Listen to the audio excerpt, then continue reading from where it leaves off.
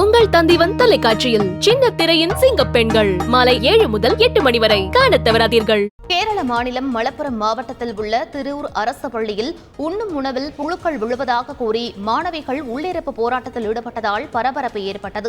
இந்த பள்ளி வளாகத்தில் அதிக மரங்கள் இருப்பதாகவும் அதிலிருந்து விழும் இலைகளும் கிளைகளும் மக்கி போய் அதிலிருந்து புழுக்கள், தேள், பூரான் போன்றவை வருவதாகவும் மாணவிகள் அச்சம் தெரிவித்தனர். மேலும் தாங்கள் உண்ணும் உணவில் அவை விழுவதாகவும் தங்களை பூச்சிகள் கடிப்பதாகவும் குற்றம் சாட்டுகின்றனர். இதுகுறித்து புகார் தெரிவித்தும் எந்த நடவடிக்கையும் எடுக்காத பள்ளி நிர்வாகம் மற்றும் அதிகாரிகளை கண்டித்து மாணவிகள் உள்ளிருப்பு போராட்டத்தில் ஈடுபட்டனர்.